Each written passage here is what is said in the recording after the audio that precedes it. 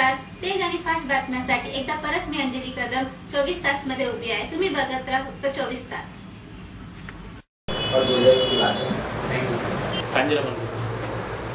शुद्दीन खान आणि मी बहुजन महापार्टी या पक्षामध्ये राष्ट्रीय महासचिव या पदावरती आहे.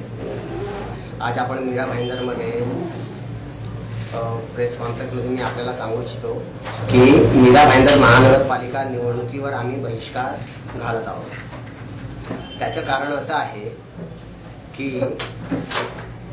भारत सरकारने एक राजपत्र इश्यू केलं होतं 2013 मध्ये आणि त्या राजपत्राच्या आधारे मुख्य निवडणूक आयोग नई दिल्ली यांनी कायद्यात दुरुस्ती करून सर्व राज्यातील निवडणूक आयुक्तांना सांगितलं होतं की सर्व निवडणुका हे व्हीव्हीपीएटीच्या माध्यमातून व्हायला पाहिजे आणि असे आदेश त्यांनी 2013लाच इश्यू केले होते आणि त्या आदेशाची अंमलबजावणी आजपर्यंत झालेली दिसून येत नाही.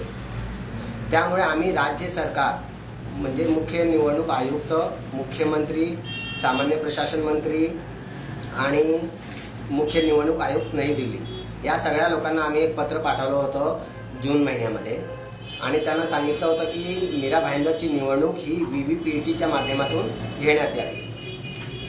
शासनाने याच्यावरती कुठल्याही प्रकारची कारवाई केलेली नाही. त्यामुळे आम्ही मुंबई उच्च न्यायालयात एक याचिका दाखल केली. त्याचा दावा क्रमांक आहे 8187/2017. या दाव्यामध्ये माननीय न्यायाधीश ओक आणि माननीय न्यायाधीश कणकणवाडी यांनी सदर दाव्याची सुनावणी 21/8/2017 रोजी ठेवली आहे. तर आमचं शासनाला एवढंच म्हणणं होतं की ही जी निवडणूक आहे ती निवडणूक व्हीव्हीपीएटीच्या माध्यमातून होणं गरजेचं आहे. कारण आपल्याला फक्त कायद्याची अंमलबजावणी करायची आहे.